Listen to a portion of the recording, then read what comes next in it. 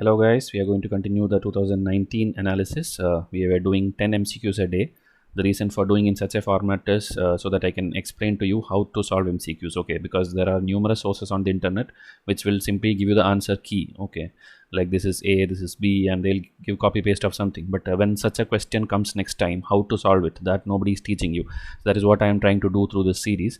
And this will be done for all the previous year papers based on how many people subscribe to this channel or how many appreciate. Okay, you can like every video which you see, you can put a comment, you can give your feedback, okay? Because it has to be mutual. When we are putting some effort for you, we intend the appreciation in as a feedback as well. Okay, so we will do the 10 MCQs. And again, students are asking about lockdown and what will happen next and all. So again, today you will have the national level update. Okay, the Prime Minister will be addressing at 8 p.m. So watch that. This video we are doing it before that, so maybe in continuation you can watch that after this session. So from there you will get whatever is going to change after May 17th or whatever will happen. Again, I am telling you, subscribe. And 2020 and 21 aspirants, please message me. When I posted this in Facebook, some students are simply copy pasting this and sending to me. I want you to tell me whether you are 21 or 22. Okay, not like copy paste the same thing and give me, because then I have to again ask you like which year are you preparing for, because based on which year you are preparing, I will guide you in that way. Okay, there will be some beginner kind of videos for 2021 and there will be advanced kind of videos for 2020. That is the reason. Please send me this message to this WhatsApp number. You will have only gain for this. Okay, you are not going to lose anything out of this. And subscribe button, please do it. And because if it's like pop-ups you are troubled with, you can go to this bell icon and do none. Okay, everyone who asks you to subscribe will ask you to set it to all, but I don't want to trouble you. Okay, unless you are a serious aspirant, you will do it yourself. Others who still wants to watch my video but don't want disturbance, just click on subscribe alone and put it as none. Okay, and this video is trending, I can say, compared to my other videos which I posted yesterday. This 1 hour, this video which you watch, okay, that will be the best 1 hour you invest. If you don't watch this and you proceed to your preparation, you may regret, okay, but you will not even know that you are regretting, because you have not seen what is there in this video. So please watch this video today itself. Link will be there in the description box. Starting with today's MCQs. Very easy question, I will say, because Asian Infrastructure Bank, Investment Bank, AIIB, which headquarters is in Beijing. Okay, I remember like that, AIIB, B the last letter, so Beijing. Okay, that's how I remember, because there are 4 to 5 banks which you have to remember. AIIB is there, Asian Development Bank is there, then New Development Bank is there, which is a BRICS bank. Okay, so like that many banks are there which are similar in nature, and most of the members are also same. So that is why you have to by heart all these things, because UPSC have asked it multiple times. So here if you see, first is a factual thing, it has more than 80 member nations. Then India is the largest shareholder in AIIB, and AIIB does not have any members from outside Asia. So when you study the basic thing about this thing, obviously you will see like what is the role of India in it, and who are the like common members. So when you know at least that, you can solve this question. You don't worry about like 90 members or something, 80 members or something which is given here. India is not the largest shareholder, it is China, so this is wrong. And AIIB does not have any members from outside Asia, that's wrong again. Okay, I think USA, Japan, Japan is anyway Asia, USA is also there. So these two are wrong, and you should eliminate that, and that is how you can come to an answer for this kind of question. Okay, whenever this kind of numbers are there. Okay, because I think around 97 members are there, so it's a close figure also. So you cannot guess with that number thing. You have to eliminate only the statement 2 and statement 3. So this is what I told, eliminate 2 and 3. And this thing was a very easy question for Vysh students, because in a revision chart where I compare all the similar things, ADB, AIB, NDB, there clearly here it's given. Okay, like Germany is also a member. So these kind of things, just a glance. Okay, I did not teach you like it has 97 members or something and all, but this information with 4 lines, this 4 lines was alone enough to solve this question. Okay, here again China is the largest shareholder, that's also answerable. So this statement 2 and 3, just by doing 4 lines from a revision chart, you are solving it. So that is the importance of Vysh's test and revision chart. Okay, whatever given to you is precise and is designed just for UPSC, no other exam. UPSC is the only target. Okay, so you can trust on our materials. Second question. It's a current affair. What is the purpose of inter-creditor agreement signed by Indian banks and financial institutions recently? Okay, this is a recently means it was a recent current affair. Okay, not like UPSC asked older current affair also, but this is a very recent one that time in 2019. So it is like you don't need to read all these options here. The answer is a direct thing. Okay, you have to know what is this agreement. It is for the stressed asset, or the non-performing asset and all those issues where they're in news. So RBI keeps putting out lot of schemes. Okay, not only RBI and ministry will do a lot of schemes.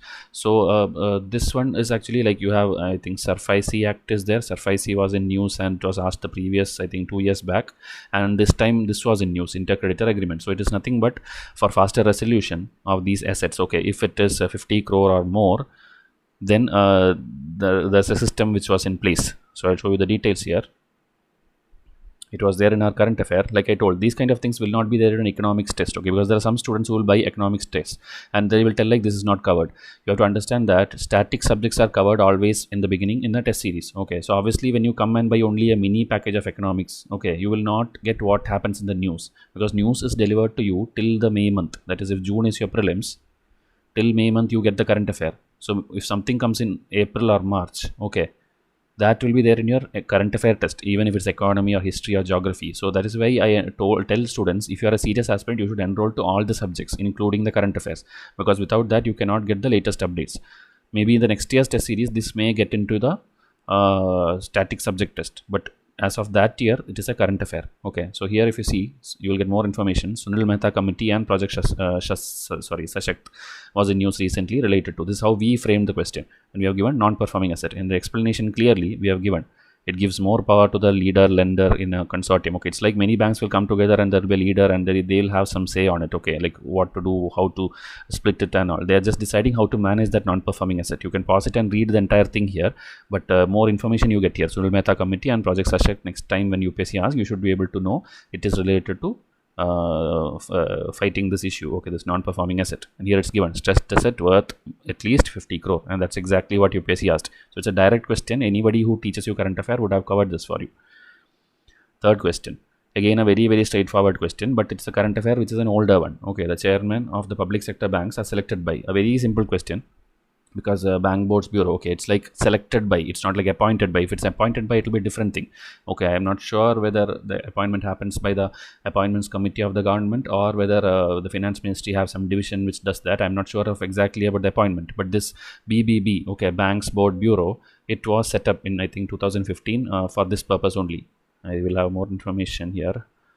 Yeah, it is an autonomous body of the government of India, tasked to improve the governance of public sector banks, recommend selection of chief of government owned banks and financial institutions, and to help banks in developing strategy. So this was actually for that. You should know that when you hear this term Indradhanush, okay, Indradhanush scheme in medicine, you would have already heard, like it's a vaccination program where I think first 7 diseases are included and now up to 14 diseases or something is there. Okay, even Indradhanush 2.0 is there. But similarly in banking sector there was an Indradhanush scheme. Okay, the same name. That is actually 7 pillars which was introduced to organize everything. Okay, this government, whenever they do something, they will try to remove all the unwanted laws and they bring in some organized pattern. That's what they try to do with every sector which they touch. So here, one second. Okay, yeah, this one. So here if you see, they again, to just name it in a very because they look into these kind of conventions and all when they make, just for the appealing factor. So if you see here, BBB, capitalization, de-stressing, appointment, governance, empowerment. Okay, like this they named some things, 7 pillars, and these were part of this Indradhanush scheme. So here BBB, which was set up, okay, this is related to this thing. I have not shown more details here in the schemes, like what is the constitution and all. I mean, what is the composition of that body, but this is the thing which is asked. It is an older current affair, but UPSC asked it because it's a very easy thing also. Every year there will be some easy questions and some difficult questions. Okay, this is among the easy questions. Okay, this is the trick question. Okay, every year in UPSC, out of the 100 questions, 5 questions at least will be trick questions. Trick questions means UPSC don't expect you to study this topic. Okay, but anyone with common sense and a UPSC standard will solve it. How? Because it's about some body which is not at all famous. Okay, Petroleum and Natural Gas Regulatory Board. But it's a regulatory body, and the first statement you see, it is the first regulatory body set up by the government of India. So we teach students, and students learn by themselves a lot of bodies, like SEBI will be there, RBI will be there, TRI will be there, for telecom. Then IR DI will be there. Okay, insurance related. So many bodies are there which are regulatory bodies, and they have given some body which you have never even maybe heard. They're telling like it's the first regulatory body of set up in India. So anyone with common sense will understand that that's a blunder. And why they put it as a first statement and design it option in such a way is that the smart ones simply go and eliminate that and get to the answer. You don't have to read this and you don't have to read this. Okay, this is a trick question which UPSC does just to help you get an extra 2 marks, just to see whether you are smarter or whether you are a veteran student, whether you have this UPSC skill of solving. Okay, every year it will come. Next year also look for these questions. You are going to get at least 10 marks extra. Okay, surely. And again, if you want to study about this, you just have to go to the about us page of that particular thing. Okay, which is a waste of time, I would say, because nobody in this planet is going to study every regulatory body or everything which is in news like this. Only whatever comes in current affair, if they did something unique, it will be there. But this is just for time pass. UPSC is picking up somebody every year and asking you. Okay, so whatever they asked, it's exactly here. It should be there. Okay, this paragraph you simply read. They will tell to promote competitive market and all these things. So here again, competitive markets for gas. It's the same thing. Again, I think I went deeper. I took their charter page. Okay, and inside the charter, they are telling that same thing. Appellate. Okay, their appellate tribunal is the Electricity Act 2003. So that is again there. So again, if you see, this is a 2006. It's not at all a new body. All the other these bodies are set up long before that. So that is what I'm telling. This is a question where you need smart work. You don't feel bad that I did not study this, nobody taught me this. Nobody is going to teach you this, okay, unless this was in news. This is simply a time pass question which only the smart ones will crack. Okay, so look for next year, and I want ICIA students to score that extra 10 marks for sure. This is a very simple question. Again, I think today whatever questions is there, it's kind of simple. And okay, this is a set number C. Okay, I think I did not tell.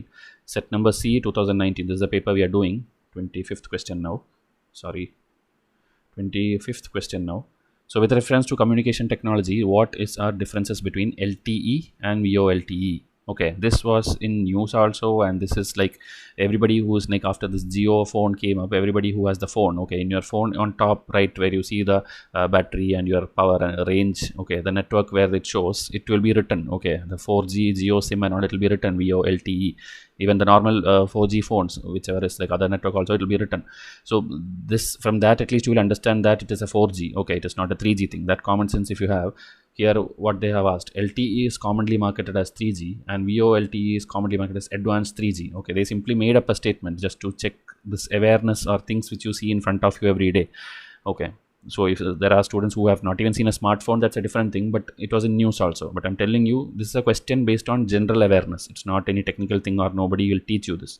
And see this, LTE is a data only technology and VoLTE is a voice only technology. So again, I'm telling, if you had that Geo phone or whatever, you know that your phone is not this voice phone, or sorry, voice only or data only and all these things. So again, LTE is actually something where it can or cannot support voice and data together. Okay, so that's a detailed thing, but UPSC did not ask to that level. They just put a extreme statement like it's data only and the other one is voice only. So that two are wrong. The answer here is neither one nor two. Both are false. And to see details, VoLTE network supports both voice and data at the same time without hampering the other. Okay, that is the quality actually. The other one also, it may or may not support data and voice together. Okay, meaning it may hamper with each other. It's not like it's only, this only thing is completely wrong. So it's the hampering factor which differentiate between VoLTE and LTE. And these are more differences. It's a very basic thing, long-term evolution, voice over LTE, and primarily designed for data only technology. Okay, primarily designed, but it does not mean like it's a data only technology. And designed to carry both voice and data. Here data does not natively support voice transmission, supports voice as well as data. Quality of voice reduces if data connection is left on. Okay, so it's like it allows the usage. It's not like a data only technology. It allows the usage, but it will hamper. Okay, and here voice quality remains excellent even if the data connection is on. Okay, so it's a very simple thing. I think 2019 itself they asked the same about this augmented reality and virtual reality. So these are things which nobody teaches you. It's a technology thing which is in use around you. Okay, so expect these questions again. Pre 2015 or 16 they asked about Internet of Things. Okay, Again, you know, Internet of Things. Internet of Things, like everything is connected to internet. Like you wake up in the morning and your alarm is there, alarm goes off, you will like put the snooze button, and then you will this will get shut off. Okay, then immediately that will send a signal to the next device which you need, maybe the coffee machine or something. It will get turned on, then the coffee will be getting prepared. Meanwhile, it will get a signal to the other one. Okay, maybe your geyser or heater will start, and something like that. The entire thing is connected to internet. Okay, including like till you leave for office, shutting the door, then opening the garage. Everything is interrelated with Internet of Things. Okay, so it's a future technology which is like in experimentation in a lot of countries, and it's happening. Okay, around already in small versions we ourselves will be using interconnected things which are sensing each other and doing. So like that, whenever some new technology comes, okay, that year UPSC will put a mark question. Okay, 2 marks question will be there. So nobody will teach you that, but you have to solve it by your awareness. Okay, simple question again. A direct scheme act which they pick up nowadays. Last 2-3 years, they are repeatedly taking one act and asking the provisions of it. It's a simple, like straightforward. What are the provisions in that act? So unless you study that, you cannot do it, and it will be covered in current affairs or a schemes-based test. Okay, if you have a schemes test like Vysh has, I think 3 full test of schemes, that is 300 MCQs. This will be there, and if you do this from the PIB, also there's a PIB screenshot which I told you in my last video. Also, PIB, they have clearly given the 5 pointers. UPSC took any 3 of the what they like and they asked it. So if you see here, it's like 26 weeks the maternity leave, and here they are given something else, whatever they like, 3 months pre-delivery, 3 months post-delivery. That is wrong. Okay, then enterprises with crushes, that is they are telling all the enterprises with crushes. That's again wrong. It's only the enterprises with more than 50 employees. That is the first part. And this minimum 6 visit is again wrong. It is 4 visit. Okay, so this again wrong. Now the other one here, beyond the first 2 children, it will continue to only 12 weeks. So reduced entitlement for 2 children. If you know the first 2 itself, you will get to the answer, but still I explained all the 3. Okay, 3 only is the answer for this. So this is a very straightforward, like nothing to teach you. Okay, something government introduced, the provisions they asked. Okay, out of the 5 provisions, 6 provisions, they asked 3. That's all.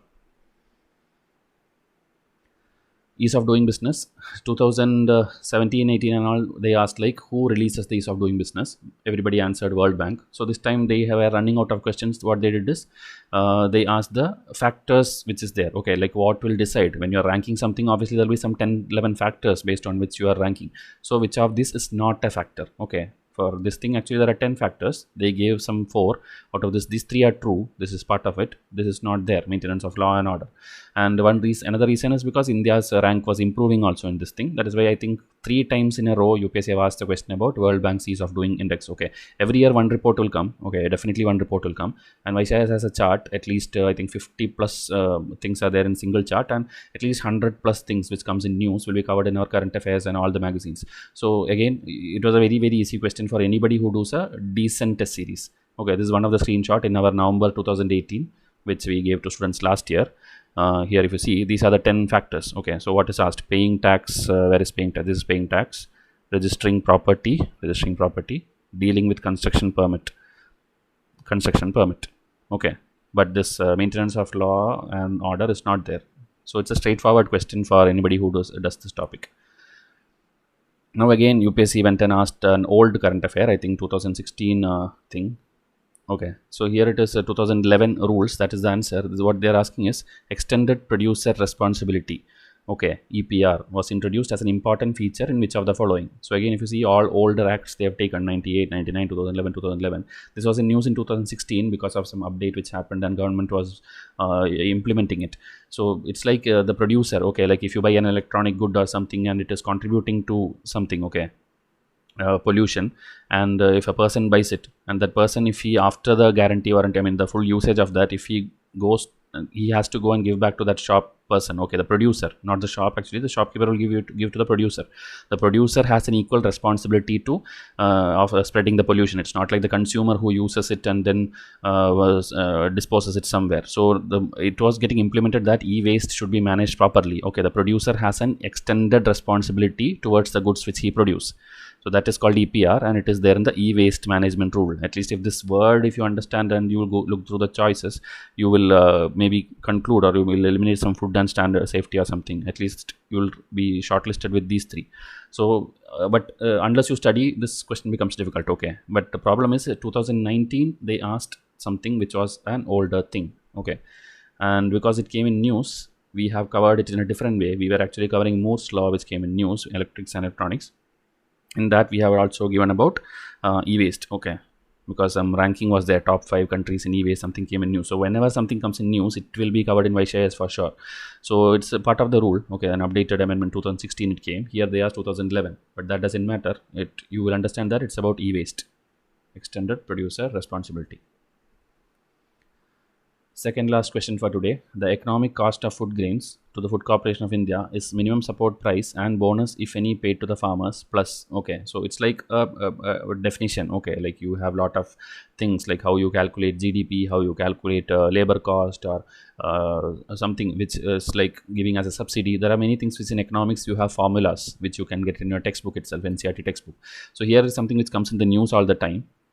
This was indirectly covered in Vysh, but first I'll tell you the answer itself. Economic cost means all these things, okay. That is the food minimum support price, bonus if paid, plus the procurement incidence and the distribution cost, okay.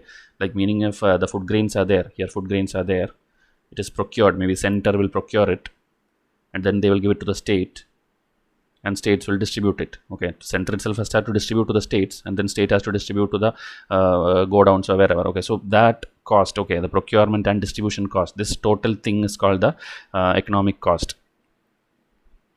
So you can eliminate actually this only whatever you see, only you will be confused between C and D. So you have to decide between go downs and the distribution cost. So answer here, economic cost includes the distribution cost as well. And in one of our tests where we have given about this farmers grains concept and all, we had given which of the following is false, meaning only this thing is false, the remaining are true. Minimum support price is the price at which central government procures the food grains from farmers. Central issue price, another term maybe next year UPSC will ask, price at which government makes the food grains available to state. Then the last one, the state government is responsible for identification of families below the poverty line, issuing ration card, and supervision of the functioning of FPS. So many factual things you get. Maybe next year UPSC can ask any of this. Okay, like they will tell like center issues the ration card or center identifies the family. All those things will become false. Okay, because this black color statements, whatever you see, all are true.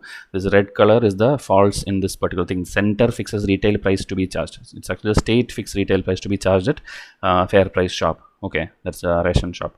So here we have given something, economic cost is equal to this central issue price plus the subsidy. So central issue price is what? The government makes the food grain available to state. Okay, this process which I told, and that is what here it's mentioned, procurement incidence and distribution cost.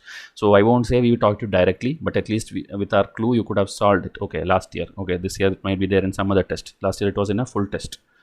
So this is an pure economic formula which you have to study from your current affair or your NCERT 12th textbook. Okay. Last question for today. In the context of any country, which one of the following would be considered as a social capital? Okay, this is again a UPSC simple question which they asked. Like they asked even liberty's definition in 2019. In 2018, they asked about a question on human capital. So every year there will be something where it's like a CSAT question. Okay, all 4 options. From reading the options, you have to come to the best possible solution. That's all. It's not like there is a standard definition for it. So here, if you see, what is this? The proportion of literates in a country. There is a people in the country. So that is actually humans. Okay, human capital. This is the stock of its buildings, other infrastructure and machines. So it's like all the tangible components which you can touch and feel, and these are the capital. Okay, this is the machinery and physical capital, you can tell. It's not the social capital. So eliminate this, eliminate this. Now the size of the population in the working age group. So working age group population, it is called as demographic dividend, which already UPSC in 2017 or 18 asked a detailed mains question. So again, this is what UPSC is checking, whether you have done the previous year papers. So that is actually demographic dividend. So that's also gone. Now, if you know the answer or not, it's fine, because the last one is the only thing left. The level of mutual trust and harmony in the society. Okay. So human capital, demographic dividend, physical capital, you are left with nothing else, social capital. Okay, so this is how much easy a UPSC paper is. Okay, I showed you 30 MCQs now. I don't think you have felt like difficulty level to even maybe 2 or 3 questions, okay, which is like kind of you have never heard or something. But even I showed you examples where you have never heard of the topic, still you can solve it, because UPSC is purposely setting that question. Okay. Now 2020 students, if you are still not enrolled to any test series, you can come and buy whichever test you want. Everything is designed for UPSC, and you have already seen out of this 30 itself, most of them were solvable. That is why Vysh test, I keep telling, 2019, it's the biggest hit ratio in the entire country. Okay, with proof I had shown you last year itself. Now I am showing you again bits and pieces of it. Everything which comes in UPSC will be there somewhere or the other in Vysh test or Vysh lecture or your standard textbooks. And standard textbook already I'm doing for free in YouTube, and the remaining things, okay, like 30 to 40% you can learn from YouTube, which is free textbooks, but solution oriented MCQs you have to do from test series, which is designed for only you, only the serious aspirant. Okay, it's not given away for free for anyone or nothing. It's only for serious aspirant who want to invest in their future the best materials. Okay, so you can get it whichever you want. You can contact me, but even if you're buying this or not, come and message me that whatever I told you in the starting. Okay, like, hi, I am a UPSC aspirant of whichever year, 2020 or 21. So WhatsApp me. I'll be waiting for your messages. Thank you and have a nice day.